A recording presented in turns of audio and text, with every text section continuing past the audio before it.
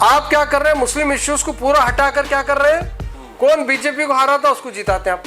मतलब आपके इश्यूज मायने ही नहीं, खाली एक शोपीस के जैसा एक माइनॉरिटी के लीडर नहीं चाहिए। गुलबर्गा नॉर्थ में कितने गवर्नमेंट और एडेड स्कूल्स हैं, मैडम को मालूम है कि ये सीट जो है वोट बंटने वाले हैं, वोट डिवाइड हो जाएंगे, माइनॉरिटी सीट चली जाएगी, तो इसे कैसा आप जवाब दे रहे हैं? What is the answer from your side? जब ये माइनॉरिटी सीट बोल के डिक्लेयर हुआ है तो इसका बेहतरीन सोल्यूशन ये है कि माइनॉरिटी की पार्टी का ही लीडर जीतना है। बहुत सारे एमएलए कैंडिडेट भी अब हैं गुलबर्गे में, क्यों एमएलए बनना चाहिए? ख्वाहिश है मेरी, एमएलए बनना चाह रहा हूं मैं। अफसोस यही है कि चुनने वाले को नहीं मालूम कि हम इनको क्यों चुन रहे हैं, और जो चुने हुआ है शख्स है उसको खुद नहीं मालूम कि हमें क्या करना है। मैडम ने तो बात की हिजाब के लिए, मैं असेंबली में जाऊंगी हिजाब पहनकर, मैडम ने कहा। कहाँ बात किए हो? यहाँ गुलबर्गा में। एमएलए का काम है असेंबली के अंदर बात करना। कांग्रेस के अंधभक्त हैं, फलाने घर के अंधभक्त हैं, उन्होंने करेंगे नहीं करेंगे उनको ही डालते हैं वोट। जेलों में जाने वाले हम, हमारे लीडर्स के ऊपर हमले, हमारे लीडर्स कितने शहीद हुए, ये सब हमारे लिए दुआ। 5 साल पूरा, जैसे ही इलेक्शन आता तुम वोट डिवाइड करने वाले, तुम बीजेपी की बी टीम, कांग्रेस क्या बोलती हम कांग्रेस की बी टीम, कांग्रेस क्या बोलती हम बीजेपी की बी टीम। कांग्रेस को सिर्फ मुसलमानों का वोट इलेक्शन जीतने तक होना है कि इस बार डर से नहीं, खौफ से नहीं, शौक से एसडीपीआई को वोट करना है।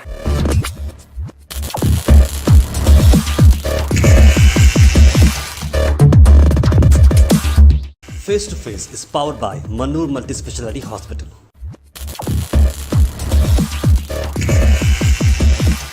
Hello everybody, this is Tahir Abbas और आप सब दिख रहे हैं GoHash.in। GoHash स्टूडियो में आज हमारे साथ एक खास शख्सियत है। जी हाँ, हम बात कर रहे हैं हमारे exclusive show face to face, जो कि स्पॉन्सर्ड किया गया है मन्नूर मल्टी स्पेशलिटी हॉस्पिटल तरफ से। मुझे वक्त दे रहे हैं अब्दुल रहीम पटेल, जो कि एसडीपीआई के स्टेट लीडर भी हैं और पिछली बार वो ट्रेड यूनियन लीडर भी रह चुके हैं, और एक एक्सपीरियंस्ड लीडर रहते हुए उन्हें अब गुलबर्गा नॉर्थ का एमएलए कैंडिडेट के तौर पर उनका नाम भी अब बाहर आ चुका है। इसीलिए हमने एक खास इंटरव्यू रखी। रहीम भाई, बहुत बहुत शुक्रिया, आपने अपना कीमती वक्त निकाल कर अपने कैंपेनिंग से आप अपने GoHash स्टूडियो पे आप यहाँ पर मौजूद हैं।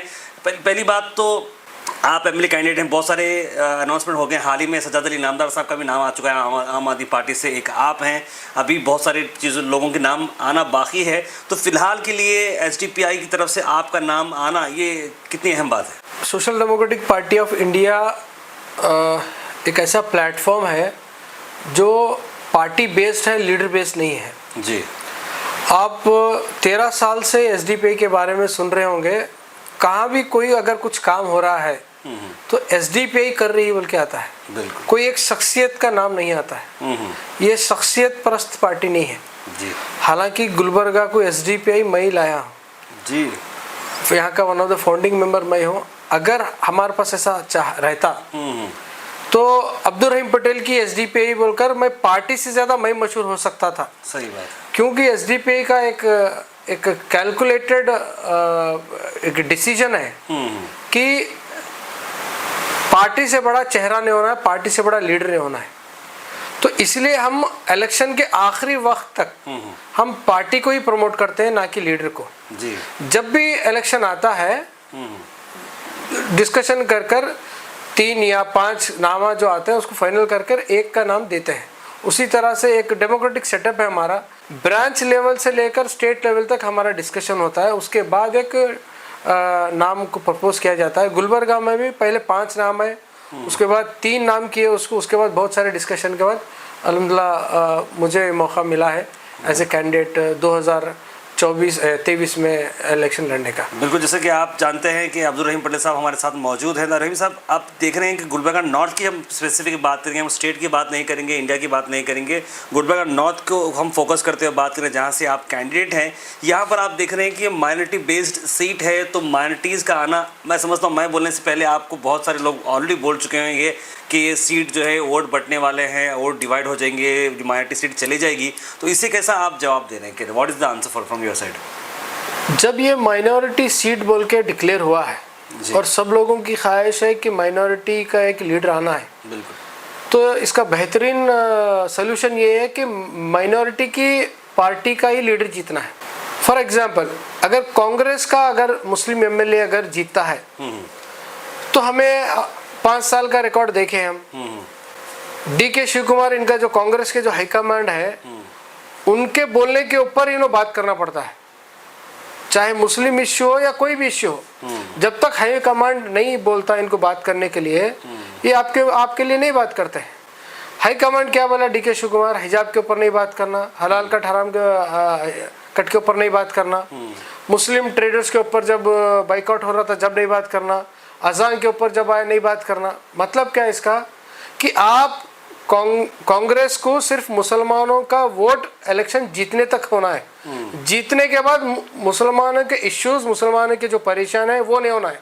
तो अगर यही है तो जब हमारे जो इंटेलेक्चुअल बार बार ये माइनॉरिटी सीट है, हमें सेव करना है जो बोलते हैं, सेव करके करना क्या है? सेव करके जो माइनॉरिटी के जो इश्यूज है उनके ऊपर बात करने वाला लीडर होना है ना। खाली एक शोपीस के जैसा एक माइनॉरिटी के लीडर नहीं चाहिए, हमारे इश्यूज के ऊपर काम करने वाला लीडर चाहिए। एक कांग्रेस मुस्लिम एमएलए बेहतर है या एसडीपी का जो मुस्लिम एमएलए बेहतर है, ये अवाम को सोचना है। कांग्रेस का जो मुस्लिम एमएलए सिर्फ इलेक्शन तक वो मुस्लिम एमएलए है, जैसे इलेक्शन जीतता है वो कांग्रेस का एमएलए हो जाता है, उसके बाद वो मुस्लिम इश्यूज के ऊपर नहीं बात कर सकता। लेकिन मैडम ने तो बात की हिजाब के लिए, मैं असेंबली में जाऊंगी हिजाब पहनकर, मैडम ने कहा। कहाँ बात किया वो? यहाँ गुलबर्गा में। एमएलए का काम है असेंबली के अंदर बात करना, ये आपका और मेरा एज ए अपोजिशन पार्टी और आप एज ए कॉमन मैन, आप और मैं डीसी ऑफिस के सामने प्रोटेस्ट कर सकते हैं, तहसील ऑफिस के सामने रोड पे प्रोटेस्ट करके बोल सकते हैं। एमएलए का काम है रोड पे डीसी ऑफिस के सामने बोलना नहीं है, एमएलए का काम है असेंबली में बोलने का। यहाँ के जो गुलबर्गा नॉर्थ के जो 4 लाख पॉपुलेशन है, इसमें 3 लाख वोटर है। 3 लाख वोटर जिम्मेदारी के साथ बेहतरीन एक अपना रिप्रेजेंटेटिव बेंगलुरु विधानसभा में भेजता है कि हमारे 3 लाख लोगों की आवाज वो बने। कहाँ पर? बेंगलुरु के विधानसभा में, ना कि डीसी ऑफिस के सामने बाहर बोलने के लिए, ना कि रोड पे बोलने के लिए, या कोई चुप खाली सोशल मीडिया के सामने बोलने के लिए। एमएलए का काम होता है असेंबली में बोलने के लिए। यानी कि अभी अगर आप इन अदर वर्ड्स आप ये बोलना चाह रहे हैं कि एमएलए मैडम गनीज फातिमा साहिबा ने पिछले 5 साल से कोई डेवलपमेंट वर्क नहीं किया है, लेकिन आप देख रहे हैं कि जो है आप फरान से आएंगे आपको तो रोड मिलेगी। इससे पहले अजमल गोला जी ने हमारे फेस टू फेस शो में कहा था, वहाँ से आप आएंगे तो रोड दिखेंगी, पीछे खाजा बाजार के जो पीछे वाला हिस्सा है वहाँ पर रोड डेवलपमेंट दिखेंगे, स्ट्रीट लाइट दिखेंगे, वो दिखेंगे। तो ये जो डेवलपमेंट हो रहा है, फिर ये इसको डेवलपमेंट कंसिडर नहीं करेंगे, क्या करेंगे आप? देखिए, गुलबर्गा महानगर पालिका है, टायर 2 सिटी गुलबर्गा में आता है इंडिया में। इंडिया में टायर 1, टायर 2, टायर 3 सिटी बोल के आता है। गुलबर्गा टायर 2 सिटी में जहाँ पे 8 लाख पॉपुलेशन जिसको आता है उसको टायर 2 सिटी बोलते हैं। महानगर पालिका है, महानगर पालिका का एक स्टैंडर्ड रहता है इंफ्रास्ट्रक्चर का। यहाँ पर कॉर्पोरेशन रहता है, कॉर्पोरेशन का कमिश्नर रहता है जो IAS ग्रेड रहता है, उसकी जिम्मेदारी है यहाँ की रोड की, नल की, पानी की, लाइटिंग की। एमएलए की जिम्मेदारी नहीं है। एमएलए की जिम्मेदारी क्या होती है? एमएलए की जिम्मेदारी होती है यहाँ का जो एजुकेशन का जो स्टैंडर्ड है, यहाँ के जो उनके क्षेत्र में जितने भी गवर्नमेंट स्कूल्स आते हैं, एडेड स्कूल्स आते हैं, गवर्नमेंट के फंड लेके जो स्कूल्स चलते हैं, प्राइमरी हेल्थ सेंटर्स चलते हैं, स्किल डेवलपमेंट सेंटर्स जो चलते हैं, इसके ऊपर काम करें। एक ओवरऑल डेवलपमेंट के ऊपर, एजुकेशन के ऊपर, एम्प्लॉयमेंट के ऊपर, स्किल डेवलपमेंट के ऊपर, जो सीनियर सिटीजन्स हैं, जो औरतें हैं, इनके ऊपर काम करे। ये एक एमएलए का काम होता है, ना कि रोड, नल, पानी का। ये तो कॉर्पोरेटर का काम होता है। अफसोस की बात यह है कि यहाँ के जो हमारे वोटर्स हैं, इन्हें ये लोग खुश हैं कि हमारे घर के सामने रोड आई है, वो वहाँ पर रोड आई है, वहाँ पर नल है, पानी है। ये एमएलए का काम नहीं है। और ये एमएलए और कॉर्पोरेटर इसीलिए भी करते हैं क्योंकि इनको परसेंटेज भी मिलता है। रोड बनने से पहले 10%, रोड बनने के बाद 10%। वही अगर एजुकेशन के ऊपर, हेल्थ के ऊपर अगर काम करे तो उनको कुछ भी परसेंटेज नहीं है, वहाँ कुछ भी काम उनको पैसा नहीं मिलता है। ऐसे इंफ्रास्ट्रक्चर डेवलपमेंट में उनको मिलता है, इसलिए बार बार बजट बार बार लड़के लाते हैं। चलो अच्छी बात है, इसको अप्रिशिएट करना चाहिए, लेकिन ये एमएलए का काम नहीं है। एमएलए का काम ओवरऑल जो पैरामीटर्स होते हैं एक हेल्दी सोसाइटी को, एक डेमोक्रेटिक सेटअप को चलाने के लिए, वो सब पैरामीटर्स के ऊपर काम करना है। मेरा एक छोटा सिंपल सवाल है, नॉर्थ ये जो नॉर्थ सीट में, गुलबर्गा नॉर्थ में कितने गवर्नमेंट और एडेड स्कूल्स हैं मैडम को मालूम है? कितने PHC centres, primary health centres जिसे बोलते हैं, कितने हेल्थ सेंटर मालूम है क्या मैडम को? जी। उसका वहां पर जो डॉक्टर्स और जो सिस्टम है, 70% ऑफ द डिसीज का एक पीएचसी सेंटर सॉल्व करना पड़ता है महल्ले में। पीएचसी सेंटर जो होता है 1-2 महल्ले को मिलाकर एक पीएचसी सेंटर बनाते हैं। 70% of the disease are covered under PHC centres. ये जो हमारे जो गरीब तबका था, गवर्नमेंट को जो जिम्स हॉस्पिटल अभी जो बना है वहां पर 1-1, 2-2 घंटा ठहर कर क्या 10 रुपए की चिट्ठी लेकर वो 3 फ्लोर 4 फ्लोर फिरे फिरे तक ही पूरा शाम चले जाती है उनकी। अगर PHC सेंटर सही तरह से होगा तो उनके घर के पास ही उनको एक डॉक्टर, वेल क्वालिफाइड नर्स और डिस्पेंसरी मेडिकल मेडिसिन का वहाँ पे इन हाउस क्या उनके एरिया में मिलता है। इसके ऊपर कब डिस्कशन किया मैडम? इसके अलावा का अगर जवाब मैं ये दूं कि जो मैंने सुना है जवाब अक्सर वहाँ के लोगों से या दूसरे पार्टी से जो सुना है, हम पावर में नहीं हैं, हम पावर में नहीं इसलिए नहीं हो पा रहा। तो ये डू यू थिंक दिस ये राइट आंसर है इसको? ये पावर का नहीं, ये नॉलेज की कमी का है। अच्छा, मैडम का भी शायद हो सकता है या उनके साथ वालों का, ये उमूमन जवाब है। हाँ, अपनी जो वर्क चार्ट है नहीं बताने की सूरत में क्या ये बताते हैं कि हमारे पास हमारी गवर्नमेंट नहीं थी। ठीक है, स्टार्टिंग में 2018 से 1 साल के करीब तो एक सम्मिश्र सरकार थी। जब 1.5 साल 2 साल का जब क्या उनका परफॉर्मेंस है वो भी देखना है ना। और ये जो मिथ है कि हमारी गवर्नमेंट नहीं है, कॉर्पोरेशन में हमारा मेयर नहीं है, ये ऐसा नहीं होता है।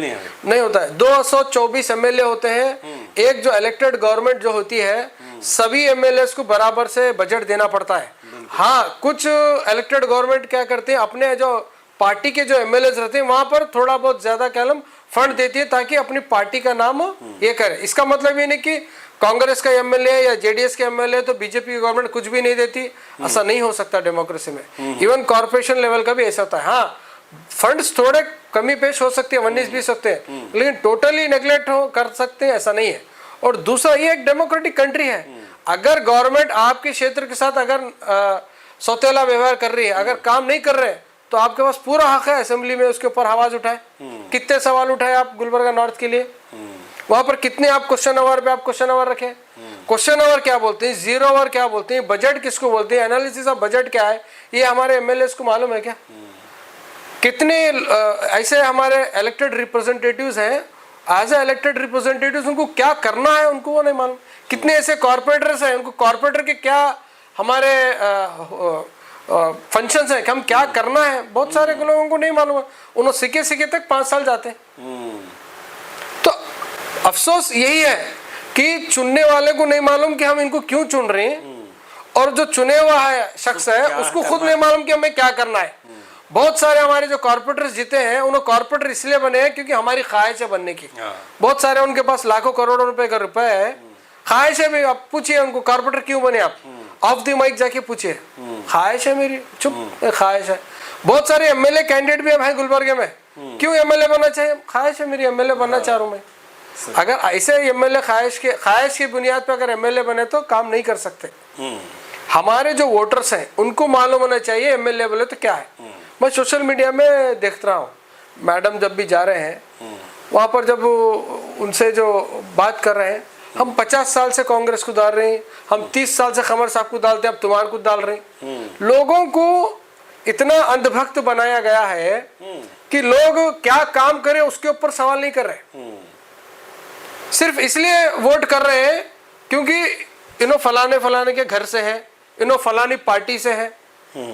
हम बीजेपी के अंधभक्तों को तो बार बार उंगलियां उठाते हैं कि ये अंधभक्त हैं। हम देखते हैं बार बार कि 5000 का सिलेंडर में तो भी अंधभक्त क्या बोलते हैं, हम वोट डालेंगे तो बीजेपी को। पेट्रोल कितना भी होंगे, महंगाई कितनी भी होंगे, हम किसको डालते हैं वोट, बीजेपी को। और हम ऐसे अंधभक्तों को गाली देते हैं, इनके ऊपर गुस्सा होता है क्योंकि इन अंधभक्तों की वजह से हमारा देश बर्बाद हो रहा है बल्कि हम बोलते हैं। जबकि हमारे पास कितने ऐसे अंधभक्त हैं, कांग्रेस के अंधभक्त हैं, फलाने घर के अंधभक्त हैं, उन्होंने करेंगे नहीं करेंगे उनको ही डालते हैं वोट। तो हमारे पास भी अंधभक्त हैं जो कौम को बर्बाद कर रहे हैं, वहाँ देश को बर्बाद कर रहे हैं एक अंधभक्त, और एक अंधभक्त हैं जो कौम को बर्बाद कर रहे हैं। बिल्कुल काफ़ी अच्छी तौर पे आपने एक्सप्लेन किया। मैं टोटली मगन हो चुका आपकी बातचीत में, क्योंकि आपकी बात में वो सच्चाई है और आपकी बात के अंदर एक वो गहराई है जो लोग जो है समझने की कोशिश कर रहे हैं। लेकिन आपने तो खुले तौर पर मैडम कनीज़ फातिमा के आपने उनके अपोजिट में आपने बात की है, उसमें उसके अलावा बहुत सारे लीडर्स भी यहाँ पर मौजूद हैं, जैसे नासिर हुसैन उस्ताद हैं JDS पार्टी से, सज्जाद अली नामदार आप हैं, बीजेपी से अभी चंदू पाटिल हैं या कोई और वहाँ पर आने वाला, उस पर भी बात है। तो ये नॉर्थ की जो सीट है, क्या जीतना अहम है या लोगों की खिदमत करना अहम है? क्या आपके नज़दीक क्या अहमियत रखता है? आप जीतने के लिए नॉमिनेट हुए हैं या फिर आप पब्लिक को सर्व करना चाह रहे हैं? देखिए, जो डर और खौफ की जो राजनीति है ये हमें बंद करना चाहिए, खासकर मुसलमानों को। सिर्फ गुलबर्गा के नहीं, पूरे स्टेट में और पूरे देश भर में मुसलमान जहाँ भी है, देवबंद में मुस्लिम 70% है, वहाँ पर कौन जीते? बीजेपी जीती। क्यों जीती वहाँ पर बीजेपी? यही डर, बीजेपी का डर। आप जब बीजेपी से डरेंगे, आपकी सोचने और समझने की जो समझ है वो खत्म हो जाती। आपकी जो पॉलिटिकल जो आपकी एनालिसिस है और सियासत के हिसाब से जो सोचना है, जो काम इकदाम उठाने एज ए कम्युनिटी, आप पैरालिसिस हो जाते हैं। आप दूसरी कम्युनिटी देखिए, लिंगायत है, वक्कलीगा है, कुरुबा है, एससी कम्युनिटी है, एसटी कम्युनिटी है, ईडी का कम्युनिटी है। सियासी कितने बाशऊर लोग हैं, वो सियासत किस तरह से करना हम उनसे सीखना है। हालांकि एक जमाना ऐसा था कि दूसरे कम्युनिटी हमसे सीखते थे। आज मुसलमान पूरे इंडिया का बीजेपी का जो खौफ, आरएसएस का जो खौफ इतना दिल और दिमाग में बिठा लिया है, उनका उसका माइंड पैरालिसिस हुआ है। मैं तो ये सोचता हूँ कि ये जो बीजेपी का जो खौफ जो हम दिलों में डाल रहे हैं, अल्लाह ताला का हमारे ऊपर मार है। हम कितना इससे डर रहे हैं और इतने कितना है, इसके लिए हम दुआ भी कर रहे हैं, कोशिश कर रहे हैं, फिर भी जीत रही है बीजेपी। तो अल्लाह ताला की तरफ से सीधा हमें डायरेक्शन है कि हमें बीजेपी से, आरएसएस से नहीं डरना है, हमें अल्लाह से डरना है। जो अच्छे पार्टी है, जो अच्छी कैंडिडेट है, उसको डालना है। अगर जब ये पॉजिटिव आप माइंड सेट लेके चलेंगे तो मुस्लिम इश्यूज आप टेबल पे रख सकते हैं। आप क्या कर रहे हैं, मुस्लिम इश्यूज को पूरा हटाकर क्या कर रहे हैं, कौन बीजेपी को हारा था उसको जिताते हैं आप। मतलब आपके इश्यूज मायने ही नहीं। जब आपके इश्यूज, आपके तकलीफ, आपके परेशानी आप खुद टेबल पे रखकर पार्टीज के साथ डिस्कस नहीं करना चाह रहे, तो वो पार्टी क्यों डिस्कस करेगी आपके साथ? सही बात। आज की डेट में Congress, JDS, Samajwadi party, JDU, जितने भी सो कॉल्ड सेक्युलर पार्टीज हैं जो बोलती हैं कि हम बीजेपी के खिलाफ हैं, बीजेपी आइडियोलॉजी के खिलाफ हम सेक्युलर पार्टीज हैं, आज कौन मुस्लिम इश्यूज को टेबल पे रख के बात करने के लिए तैयार है? टेबल पे दूर के छोड़िए, अपने प्लेटफॉर्म पे मुस्लिम लीडर्स को, अपने पार्टी के लीडर्स को साथ में बिठाने के लिए तैयार नहीं है। रिसेंटली राहुल गांधी मैसूर में अपने जो भारत जोड़ो यात्रा में, मैसूर की रीजन को है, वहां पर वहां की जो बड़ी टेम्पल है वहां पर गए, चर्च गए। मैसूर सबसे मैसूर जो रीजन है, मैसूर किसके लिए, मैसूर किस लिए, टीपू सुल्तान रहमतुल्लाह, वहां पर गए क्या उन्होंने, वहां के जो लीडर्स हैं, स्टेट के जो लीडर्स हैं और उनकी जो टीम है, उनको वहां पर नहीं लिख जाके वो उसको स्क्रिप्ट कराकर दूसरी जगह ले गई। इसका मतलब क्या है? इसका मतलब ये है कि वो आपके जो लीडर्स हैं, ये आपके इश्यूज के बारे में वो डिस्कस करने के लिए तैयार नहीं, उसके बारे में देखने के लिए भी तैयार नहीं। और आप हैं कि कांग्रेस हमारी हिफाजत करेगी, राहुल गांधी हमारी हिफाजत करेगा, सिद्धरामैया हमारी हिफाजत करेगा, कुमार अन्ना हमारी हिफाजत करेगा, कोई हमारी हिफाजत करने वाला नहीं। हम हमारी हिफाजत हम खुद करना है, अल्लाह के ऊपर भरोसा रखना है, खुद की लीडरशिप बनाना है, खुद का प्लेटफॉर्म डेवलप करना है। कुमार स्वामी के बारे में आप बात, जेडीएस तो काफ़ी सेक्युलर है, कुमार स्वामी भी काफ़ी अल्लाह वली की बात करते हैं और हमेशा से जाते हैं। अब सीएम इब्राहिम भी यहाँ पर आ चुके हैं जेडीएस के, वो भी मतलब बहुत ही एक माइनॉरिटी का सेटअप आ रहा है जेडीएस के अंदर और माइनॉरिटीज़ काफ़ी खुश होते नजर आ रहे हैं। तो क्या लगता है एक बार नासिर उस्ताद का 2018 में सम्मिश्र सरकार बनी, कांग्रेस की तरफ से जेडीएस को प्रपोजल देकर जेडीएस कुमार स्वामी साहब सीएम बने। 2018 तक कर्नाटका माइनॉरिटी का बजट 2800 करोड़ था, 2800 करोड़। कुमार स्वामी साहब सीएम बनते साथ ही आपको मालूम होना चाहिए वो 2800 करोड़ को क्या करे होंगे, बढ़ाएंगे क्या घटाए होंगे? बढ़ाएंगे। उन्होंने 1000 करोड़ कम करके 1800 करे उसको। फिर उन्होंने जाने के बाद येडियुरप्पा सीएम बने। येडियुरप्पा से आप क्या उम्मीद रखेंगे? कम करेंगे। उन्होंने 1000 करोड़ कम करके 800 करोड़ करे। अच्छा। उसके बाद बम्बई साहब बने सीएम, उन्होंने कितना करे, उन्होंने उसको घटा को। अब माइनॉरिटी स्कॉलरशिप आपको मालूम है कि नहीं कि 2-3 साल से pre matric post matric scholarship बच्चों को नहीं आ रही माइनॉरिटी का। क्यों? बजट ही नहीं है वहां पर। इसके बारे में बोलने वाले कौन? बिल्कुल। इनकी जब सरकार थी, कांग्रेस के मुस्लिम एमएलए थे, क्यों कुमार स्वामी साहब से सवाल नहीं करे, क्यों 1000 करोड़ कम करे? अगर बीजेपी अगर कम करी, नाइंसाफी करी मुसलमानों के ऊपर, तो आप वलवला मचाते हैं। वो कांग्रेस अगर करी तो क्यों नहीं मचाते? राजस्थान में अशोक गहलोत की सरकार है, क्या हाल है वहां पर? पहलू खान, जुनैद, नासिर, आज तक इतने साल हुआ जो पहलू खान का बॉम्ब ब्लीचिंग होकर क्या हुआ? उसका एक कांग्रेस की गवर्नमेंट आने के बाद आप जब माइनॉरिटी के वोट्स लेकर आते हैं, आपके उनके तहफ्फुज़ के बारे में बोल के आते हैं, उनके इश्यूज के ऊपर सॉल्व करेंगे हम हैं आपके लिए, बीजेपी के खिलाफ, बीजेपी से बचाने वाले हम बोल रहे हैं आप। बोलने के बाद आप आके क्या कर रहे हैं? जैसे कि वैसा ठंडे बक्से में पहलू खान का केस अब तक कितने मॉब लिंचिंग के केस राजस्थान में हुए, रिसेंटली राइटिंग केस हुआ राजस्थान में, मुस्लिम के एरिया में बजरंग दल वाले दंगा करे, मुसलमानों की दुकानों को नुकसान पहुंचाए, अरेस्ट कौन हुए? मुसलमान। तो मेरा सवाल यह है कि जब कांग्रेस गवर्नमेंट, कांग्रेस के जो लीडर्स और हमारे सो कॉल मुस्लिम इंटेलेक्चुअल्स हमें बार बार कहती है कि बीजेपी से हमें कांग्रेस बचा सकती है, 70 साल का हमारे पास ट्रैक रिकॉर्ड है, कब बचाई है, हमारे लिए क्या करिए? सवाल करना है ना, खाली आंख मूंछ कर बीजेपी के अंधभक्त के जैसा कांग्रेस के अंधभक्त, जेडीएस के अंधभक्त बनना नहीं है, हमें हमारी भी ताकत बनाना है। आज देखिए कुर्बा कम्युनिटी कांग्रेस में भी है, जेडीएस में भी है, बीजेपी में, सब पार्टीज में कुर्बा कम्युनिटी, लिंगायत के सब जगह है। हमारे कौन से भी आप कम्युनिटी लिए, छोटी से छोटी कम्युनिटी लीजिए, बड़ी से बड़ी कम्युनिटी लीजिए, सियासी शऊर इतना है कि अपने जो सियासी लोग हैं उनको सबके पास रिप्रेजेंटेशन उनका। हमारे पास मुसलमान आंख मूंझकर कांग्रेस, 90 to 95% मुसलमान यूनाइट होकर वोट किसको करता है? कांग्रेस को। फिर बार बार यूनिटी नहीं है, यूनिटी नहीं है, यूनिटी नहीं है बोल को जो रोते हैं, यूनिटी होकर के भी हम किसको वोट करते हैं? कांग्रेस को ही करते हैं। हाँ, पूरे जने यूनाइट होकर कांग्रेस में नहीं होंगे वो अलग बात है, लेकिन हमारे वोट तो कहाँ जाते हैं? अच्छा, वो यूनिटी का क्या फायदा हो रहा है?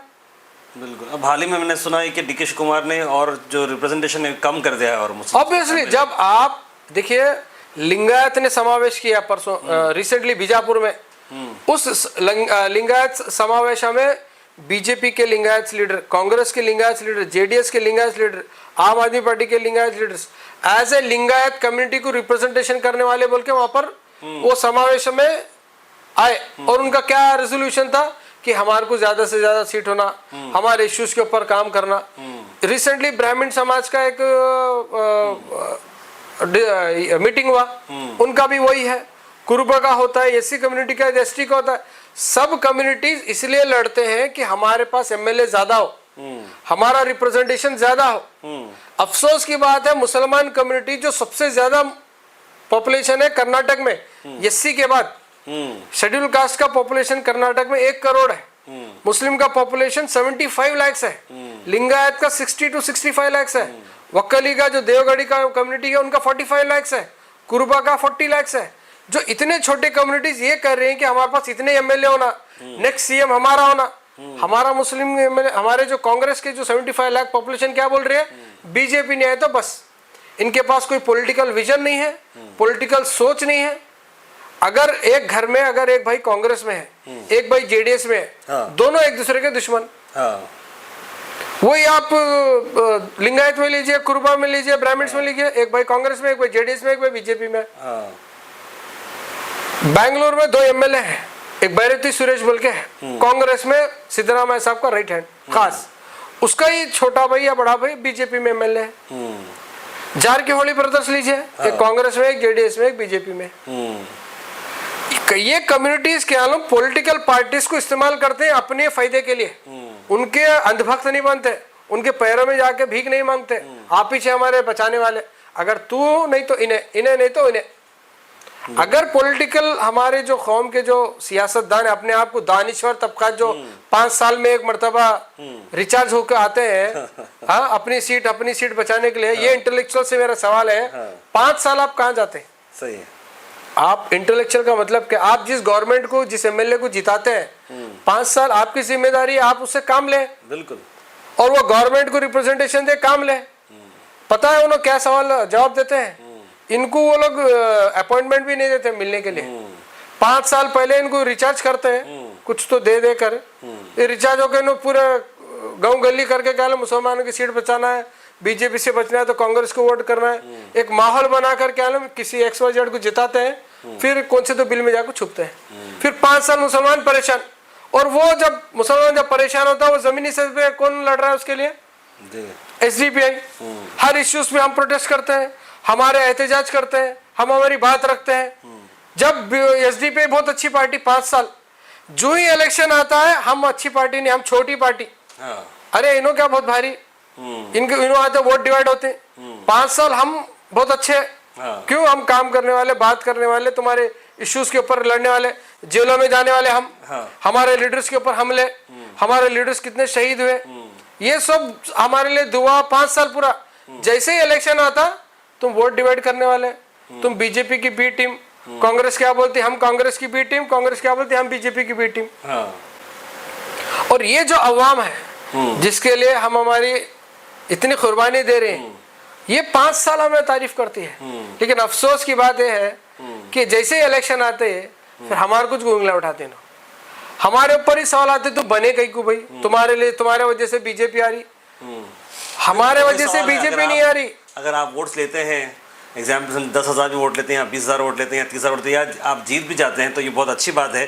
कहीं ना कहीं अगर आपको गिल्टी फैक्टर नहीं होता है सोते वक्त कि भाई अगर मैं एक 10,000 भी वोट ले लूँगा माइनॉरिटीज़ के, मेरी वजह से एक माइनॉरिटी सीट थी चली गई, तो वो गिल्ट फैक्टर के लिए क्या कहते हैं? अगर बीजेपी भी ऐसा सोचती तो आज बीजेपी नहीं रहती थी। बीजेपी जो शुरुआत हुई, आपको मालूम होना चाहिए, अटल बिहारी वाजपेयी साहब जब इलेक्शन लड़े थे उनको शायद 137 या 147 वोट मिले थे। डॉक्टर BR अम्बेडकर साहब जिसने संविधान लिखा, जिसने हम सबको वोट की अहमियत बताई और वोट का हमारे बारे में 18 साल का जो लड़का या लड़की, अमीर गरीब, लड़का हो लड़की हो, इन सबको जो वोट का हक दिलाया, आपको जानकर हैरानी होंगी, उनकी जमानत जब्त हुई थी। बॉम्बे कॉन्स्टिट्यूंसी से उन्होंने जब इलेक्शन लड़े थे उनकी जमानत जब्त हुई थी। अच्छा। और उनके खिलाफ कौन जीता था? उनका शिष्य जो कांग्रेस का कैंडिडेट था, उन्हें नहीं जीता था। तो डेमोक्रेसी इसी को बोलते हैं। अवाम को मालूम, सही हकीकत को मालूम करने के लिए थोड़ा टाइम लगता है। आज नहीं कल एसडीपीआई के बारे में ये लोग जानेंगे और 100 में आप डिस्कशन कीजिए, 100 में से 90% लोग बोलेंगे कि एसडीपीआई बहुत अच्छी है, काम अच्छा करती है, लीडर्स करप्शन नहीं है, अच्छे हैं, और जीते तो काम भी अच्छा करते, ये भी बोलते हैं, लेकिन वोट नहीं डालते। तो मेरा सवाल ये है 90 लोगों से है, आप 90 मेजॉरिटी है, आप अगर आप चाह रहे हैं, आप दिल और दिमाग में आप फैसला करें कि जो अच्छी पार्टी है, जो आपके लिए मेहनत कर रही है, आप उनको जीता ना बताओ, हम जीतते हैं, हम फिर कहीं को वोट डिवाइड करते हैं। सही। कांग्रेस यूपी में 200 सीट ठहरी रिसेंटली, उत्तर प्रदेश इलेक्शन में 200 में से 2 सीट जीती, 198 सीट हारी। तो अब कांग्रेस को क्या बोलेंगे? बीजेपी की बी टीम।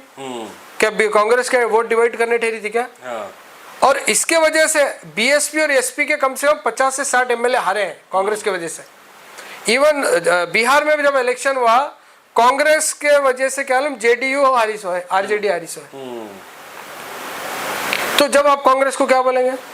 अब रिसेंटली 3 स्टेट का इलेक्शन हुआ, एक जगह 0 कांग्रेस, एक जगह 5 सीट, एक जगह कुछ सिंगल डिजिट में है। वहां क्या एसडीपीआई ठहरी थी क्या? एसडीपीआई कितनी जगह ठहरती है? या एमआईएम या जो भी जो छोटे पार्टी जिसके बार बार ठोकरा फोड़ते हैं कि इनके वजह से हारी, हम 20 या 25 जगह ठहरते हैं। हम ठहरते हैं माइनॉरिटी डोमिनेटेड असेंबलीज में। क्यों? हमें एक ब्रांड किया गया कि ये लोग माइनॉरिटी के हैं। जब माइनॉरिटी के हैं तो माइनॉरिटी डोमिनेटेड सीट में ठहरेंगे। मैं गुलबर्गा साउथ से तो नहीं ठहर सकता जहां पर मुस्लिम माइनॉरिटी में है, उतने वोटों से मैं जीत नहीं सकता। मैं ठहरूंगा गुलबर्गा नॉर्थ से क्योंकि 50% वोटर्स माइनॉरिटीज के हैं। एक मर्तबा हम गुलबर्गा नॉर्थ से हम 1 सीट जीतेंगे, आने वाले 5 साल में कर्नाटका, कल्याण कर्नाटका से हम 10 सीट जीत सकते हैं। जब जो दूसरी जो कम्युनिटीज है, खासकर जो SC ST है, OBC है, अगर आप जीत रहे हैं तो आपके साथ आएंगे वो। एसडीपीआई को वो लोग भी पसंद करते हैं, OBC और SC ST, लेकिन उन्होंने क्या बोलते हैं, जीत रहे हैं ना आप। एक मर्तबा हम जीतेंगे तो डेफिनेटली वो हमारे साथ आएंगे, क्योंकि हम उनके इश्यूज के ऊपर भी काम करते हैं। हम दलितों के ऊपर काम करते हैं, फार्मर्स के ऊपर काम करते हैं, लेबर के ऊपर काम करते हैं, सब तबकात के ऊपर हम काम करते हैं। हमें ब्रांड किया गया माइनॉरिटी, क्योंकि ज्यादातर हमारे पास एसडीपीआई में लीडर्स क्योंकि माइनॉरिटीज के, इसलिए माइनॉरिटी बोलते हैं। हालांकि हमारे जो ग्राम पंचायत है, TP, ZP और हमारे कॉर्पोरेटर्स हैं, 40% से ज्यादा क्या नॉन मुस्लिम है हमारे पास। तो ये हमें अवाम को एक दिल और दिमाग, एक तरफ कर कर के आलम खौफ से नहीं शौक से वोट डालना इस बार। अगर बीजेपी का खौफ रख कर वोट डालेंगे तो अब आपको कांग्रेस के सिवा कोई वोट नहीं दिखेंगे। कितना अच्छे से अच्छा पार्टी आंदे, अच्छा से अच्छा कैंडिडेट आपके सामने आंदे, जब आपके दिमाग में पर्दा पड़ेगा तो आपको कुछ नहीं दिखेगा। डर का जो पर्दा है वो आपको ढक देता है, आपकी सोच और समझ को खत्म कर देता है। तो हमारी रिक्वेस्ट यही है इस बार कि 2023 में गुलबर्गा, पूरे गुलबर्गा डिस्ट्रिक्ट 9 असेंबलीज हैं, सिर्फ एक जगह हम एसडीपी वाले ठहरे। हम ठहरते तो 5-6 जगह ठहर सकते थे, हम जेवरगी में ठहर सकते थे, गुलबर्गा रूरल में ठहर सकते थे, साउथ में भी हम किसी अच्छे लिंगायत लीडर को ठहरा सकते थे। हम नहीं ठहरे, क्यों? सिर्फ एक जगह ठहरे हम। क्या माइनॉरिटीज, क्या SC STs, क्या एसडीपी अच्छी पार्टी, अच्छा लीडर है बोलकर एक जगह हमारे को जिता नहीं सकते? क्योंकि हम अच्छी तरह से बात कर सकते हैं भाई, अच्छी तरह से काम कर सकते हैं। तो इसीलिए हमारे को एमएलए बनना है। मैं एमएलए बनना है, मैं इसीलिए एमएलए नहीं बन रहा। एक पार्टी को क्या नाम, एक पॉलिटिकल पावर मिलता है डिपार्टमेंट से बात करने के लिए, एडमिनिस्ट्रेशन से बात करने के लिए, असेंबली में आपकी आवाज उठाने के लिए। एक एमएलए जितना बात कर सकता है, जितना पावरफुल होता है, एक रोड पर ठहर कर जो पॉलिटिकल लीडर है उतना काम नहीं कर सकता। हम मेमोरेंडम दे सकते हैं, प्रोटेस्ट कर सकते हैं, बट एक जो एमएलए होता है असेंबली के अंदर काम कर सकता है। बिल्कुल, काफ़ी अच्छे तौर पर यहाँ पर फेस टू फेस में हम आज अब्दुल रहीम पटेल SDPI के MLA candidate for Gulbarga north से हम बात कर रहे हैं। खासतौर पे अब्दुल रहीम पटेल साहब, आप बताएंगे कि आपकी अपील क्या रहेगी, लोगों को क्या मैसेज देना चाहेंगे? देखिए, मैसेज में यही एक देना चाहूँगा कि social democratic party of India बहुत ही मुश्किलों के साथ 2009 से अब हमारा सफ़र चल रहा है। ये पॉलिटिकल प्लेटफॉर्म बहुत सारे अप एंड डाउन से गुजर रहा है। SDPI को ख़त्म करने के लिए, इसको बंद करने के लिए, इसकी आवाज़ को दबाने के लिए हर मुमकिन साजिशें रच रहे हैं, आप सबको मालूम है। अगर हमें पॉलिटिकल पावर नहीं मिला, अगर हमें पॉलिटिकल स्टेबिलिटी नहीं मिली, हमारी आवाज़ असेंबली में अगर नहीं गई, तो ये जो अच्छा प्लेटफॉर्म है जो आप लोगों के लिए बनाया गया है, ये कभी भी बंद कर सकते हैं, कभी भी ख़त्म कर सकते हैं। एक पॉलिटिकल पार्टी होने की वजह से, इलेक्शन कमीशन ऑफ इंडिया में हम रजिस्टर होने की वजह से हमें इलेक्शन लड़ना ज़रूरी है, और हमें इलेक्शन लड़ना जीतना ज़रूरी है। वरना क्या हम एक संगठन की तरह, एक ऑर्गेनाइजेशन की तरह हम हो जाएंगे, खाली प्रोटेस्ट करने वाले, धरना देने वाले। अगर हमें अवाम, एक इलेक्टेड रिप्रेजेंटेटिव्स, हमें एक पॉलिटिकल पावर, हमें एक ताकत देती है, तो हम असेंबली में जाकर क्या हम सबके लिए काम करेंगे, सिर्फ मुसलमानों के लिए नहीं। SDPI उनका नाम में सोशल डेमोक्रेसी मतलब सामाजिक न्याय, सोशल डेमोक्रेसी का मतलब ये है कि सभी के लिए बराबरी का हक के लिए हम इंशाल्लाह काम करेंगे। ये रिक्वेस्ट है गुलबर्गा नॉर्थ के वोटर से कि इस बार डर से नहीं, खौफ से नहीं, शौक से SDPI को वोट करना है। बिल्कुल, बहुत बहुत शुक्रिया अब्दुल रहीम साहब, आपको अपने कीमती वक्त दिया। Thank you so much for your valuable time. जैसा कि आप देख रहे हैं, फेस टू फेस हमारे साथ एक्सक्लूसिव बने रहिए, जहां पर हम आपको ऐसे ही पॉलिटिकल लीडर्स के साथ और पॉलिटिकल एनालिसिस करते हुए हम आपको ऐसे कई सारे इशूज़ लाते हैं। This is Tahir Abbas signing off from #studio.